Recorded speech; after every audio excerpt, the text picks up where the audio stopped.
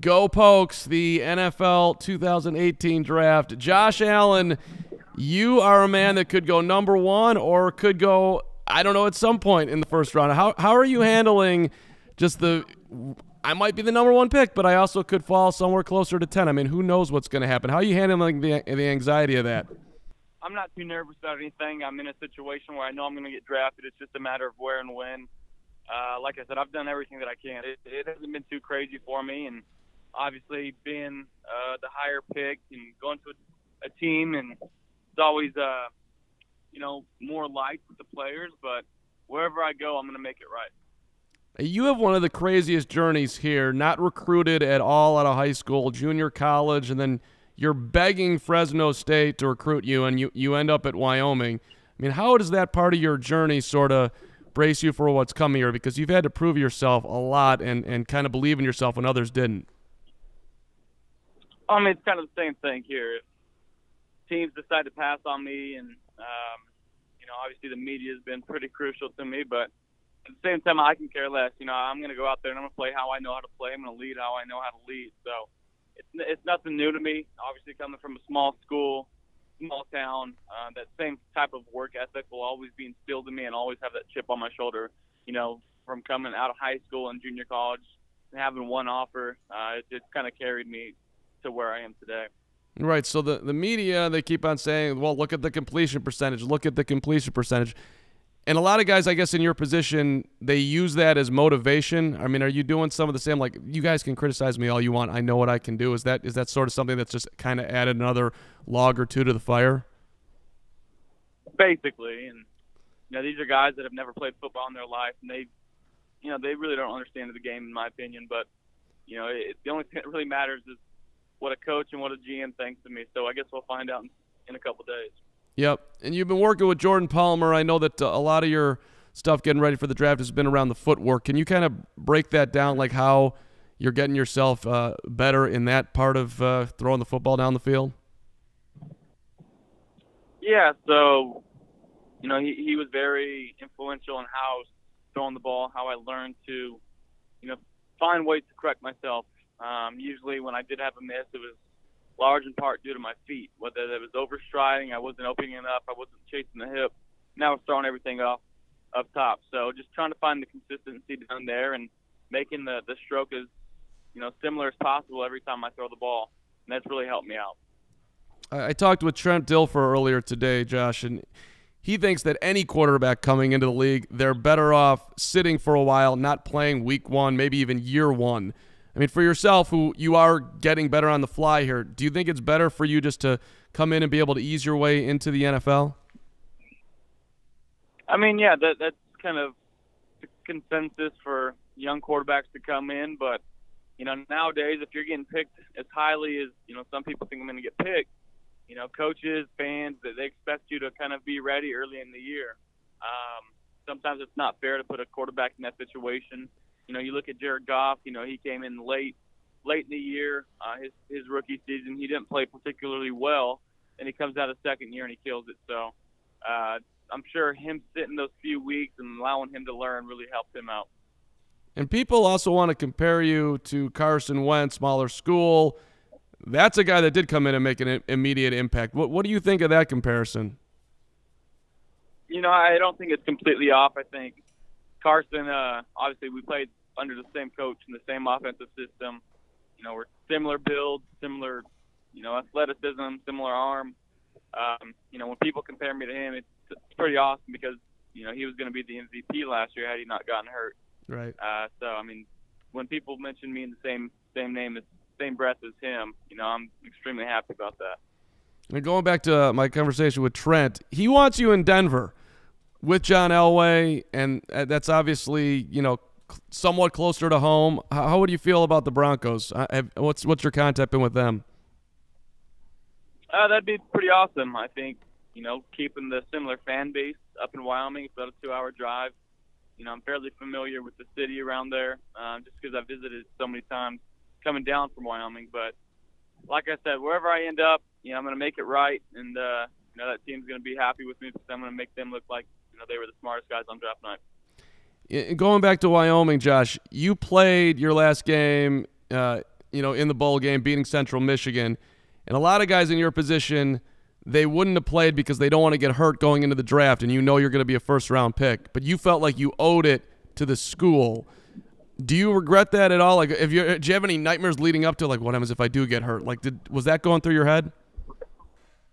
No, not at all. And I had some people telling me not to play the game, and like I said, Wyoming was the only school that offered me coming out of junior college, so I definitely felt like I owed it to the coaches. I owed it to my teammates at Wyoming. I definitely felt like, we had the best chance possible to win when I was on the field. So I wanted to be up there one more time with my brothers and, play the game that I love to play. Yeah. Is it fair to say you're more comfortable outside the pocket? No. Would you say it's like equal? I've thrown on the run, great in the pocket. I mean, how would you break the two down? I just think that when I get outside the pocket, I'm forced to use, forced to be more mechanically sound, and I wasn't extremely comfortable this past season, standing there and taking shots, any type of movement that I saw, and to get outside and allow our receivers to go make some more space. That's what I was going to do, but I definitely feel comfortable in the pocket, and I feel like I can, win from within there. So that's what I'm going to here to kind of prove the next few years. Yeah. Did you see what Phil Simms said about you? I did not. What did he say? He said that Josh Allen is the best quarterback in this draft. Okay. I like to think he's right. Yeah. I mean, when you hear that, I mean, here's Super Bowl champion, guy who's been watching this game for a long time. It's amazing that, there's a lot of guys who say that. I don't know, does that just resonate like, oh, good to hear, Phil? And like, I mean, I take it you feel the same way.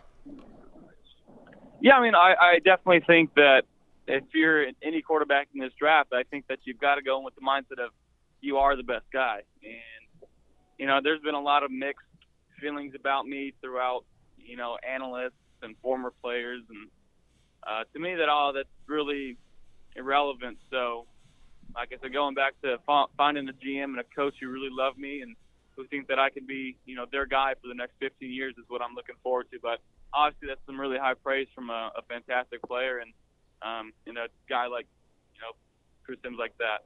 Yeah. It seems like you have a pretty strong internal voice telling you that you can do this. Where do you give credit for building that? Is that your parents? Is that just playing the game? A coach? What would you say? I mean, just playing throughout my life, I think that my parents have a large role in, who I am as a person, who I am as a player. When I step on the field, I definitely think that, I'm going to get the job done. I'm a very self-confident guy, and that's been driven in through my parents. So, but yeah, it just comes down to repetition and playing the game and, finding where you can be successful. And I think we've done a good job with that. And you're working with J.C. Penney. We'll get to that in 1 second. But can you just tell me what it was like growing up in Fireball, California? I mean, I'm trying to find this on a map and what airplane or what airport you would fly out of here, Josh. It's all confusing to me. It is. It's different. It's a small town. But, man, I wouldn't have changed anything about it. The family-like atmosphere, the community you grow up in. You're playing with the same kids in T-ball that you do your senior year in high school. So it's just got that type of feel. And then I go back and, see the students at my high school and the whole community just rallying behind me. It's kind of unseen how much support that I have. What was your best talent on the family farm when you were doing work? Like, what would you say you were really good at? Sitting in a tractor, air conditioned, going up and down the field. That's the best part. Come on. No, I felt like you were going to go with your milking talents what kind of farm we got going on here? No, we had no livestock. It was just row crops, so cantaloupe, cotton, and wheat. Okay.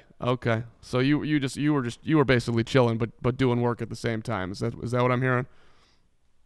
Oh yeah, I mean moving irrigation pipe, weeding cotton fields, baling hay, stuff like that. Nothing too crazy and physically demanding, but it got hot out there. Moving irrigation pipe was the worst. Anytime you touched it, your forearms are burning. Then that forced you to wear a long sleeve shirt, which made you sweat even more. So. It wasn't too bad, though. Yeah, I'm thinking somehow that makes you a good quarterback. And just to confirm, You were the leading scorer on the basketball team in high school, and you can throw a 90-mile-an-hour fastball. That's all true? Yes, sir. If you if you weren't playing football, what would be your next best sport? I'd like to say baseball. I think I can still pitch. I think if it ever came down to it, I'm looking forward to getting picked by a team, and if they have a major league baseball team in that area, I'd love to throw out the first pitch and see how high I can throw that thing. That's fans will come out and see that, Josh. So okay, what do you got with J.C. Penney? Tell me about the suit you're rolling. Yeah, so it's a custom piece. We designed it, and it's going to be snazzy. It's a collection by Michael Strahan. The line's exclusively sold at J.C. Penney. And my suit, unfortunately for everybody else, it's a one of one. It's going to be near and dear to my heart. I'm going to keep this one forever. Great to talk to you. Phil Sims has you best of the draft. Last one, would you rather the pressure of just, hey, make me the number one overall pick and I'll take all the heat, or do you think it'd be more comfortable if you just fell a little bit down and, came from there and maybe there was less expectation? Give me the pressure. Wow. 100%. All right. Fair enough. Josh, appreciate the time.